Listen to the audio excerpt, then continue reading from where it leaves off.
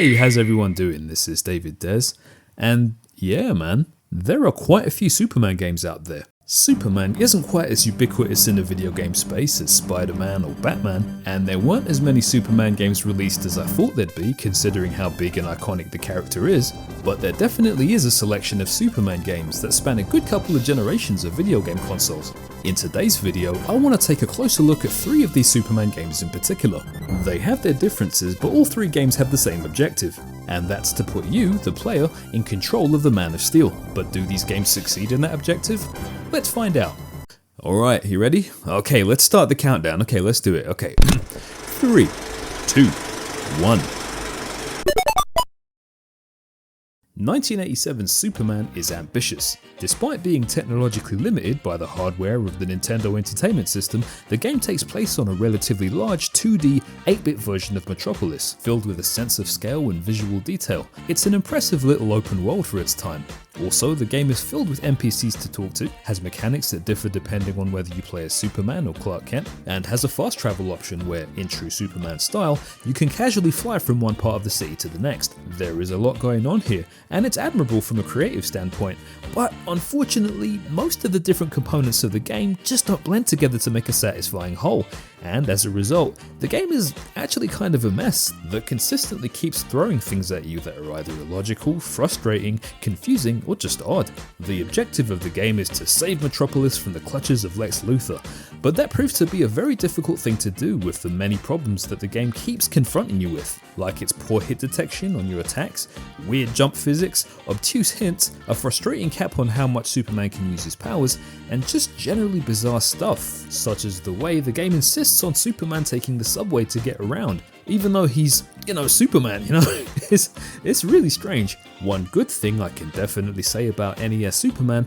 is that I love how it looks. The game employs a really funny little visual style where the characters are all rendered in an ultra cute chibi flavour, where everyone from the Man of Steel himself to the Statue of Liberty has a big head, a little body, and adorable facial expressions. It's an aesthetically pleasing style that makes me think that this game would have been better as a simple, kawaii flavoured hop and bop platformer, instead of the carnival of convoluted craziness that the game ended up becoming. Superman NES takes some big swings, has a lot of ideas and tries a lot of things, but ultimately doesn't quite hit the mark. A lot of licensed games are scrolling beat-em-ups, and I can see why. In terms of game design, scrolling beat-em-ups are pretty easy to figure out. You walk through a series of straightforward levels, beating up waves of enemies that come at you. It's a simple and effective template of a game style, and as such, it's completely understandable why a game developer would prefer to make their licensed video game like that, instead of the riskier option of adapting the license into something more genre-appropriate but harder to pull off logistically. However, the problem with the licensed gamers beat-em-up method of game development is that sometimes the developer can stick to the beat-em-up formula so robotically and so rigidly that the game they're making ends up being a bland, by-the-numbers game that uses the licensed property it's based on as a superficial set decoration and nothing more. And one such game that has this problem is The Death and Return of Superman, a 1993 side-scrolling beat-em-up developed by Blizzard that attempts to adapt the controversial Death of Superman story that ran in the Superman comics of the early 90s. Personally speaking, I wasn't a big fan of the Death of Superman saga, but I can definitely see how it would have worked great as the basis of a game. It's got a cast who could work perfectly as a collection of playable characters, end-of-level bosses, and NPCs. It features plot devices and settings that could translate into power-ups and stages, and the actual titular Death of Superman really could have been implemented into the game in a fundamentally significant way. But instead of doing anything interesting with its source material, the game uses the Death and Return of Superman as a coat of paint for a very monotonous, very ponderous, and very meh beat-em up. It's not bad on a mechanical level, the controls are competent enough, but they're not good enough to support the game's drab art style, mediocre music, lack of good enemy variety, lack of interesting combat mechanics, and levels that just seem to go on and on and on and on. The game as a whole just feels boring. And for a game that's about Superman casually getting into fistfights with robots, that's not good. The Death and Return of Superman isn't the worst beat-em-up ever made, but if you want to play a 90s 16-bit brawler, I couldn't really recommend it, especially when there are so many better alternatives out there. Play one of those instead. Arcade-exclusive side-scrolling action platform games were a big deal in the mid to late 1980s. They offered a gaming experience that was fundamentally similar to something that you might play on your console or microcomputer at home, but presented in a bigger, more spectacular and more technologically advanced fashion.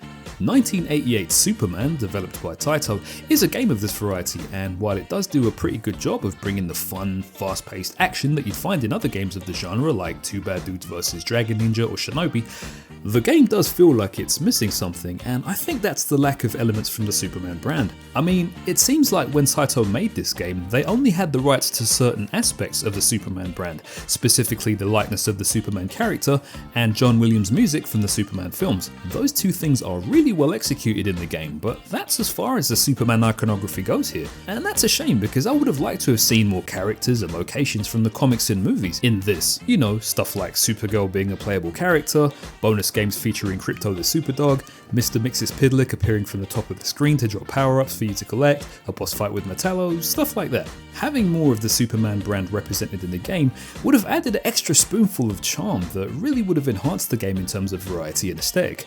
Having said that, the game isn't bad.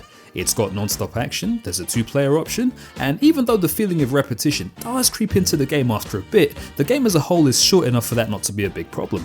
1988's Superman doesn't do a whole lot with the source material that it's based on, but it's an effective action game that doesn't outstay its welcome. And we are done. Thanks for watching, I really do appreciate that. And if you have any thoughts on any of the games that featured in this video, or just any of the Superman games in general, let me know in the comments section, it would be interesting to hear your perspective. And if you enjoyed the video, feel free to leave a like and subscribe because I've got some new stuff coming up in the near future. Till then, time to go. See you next time.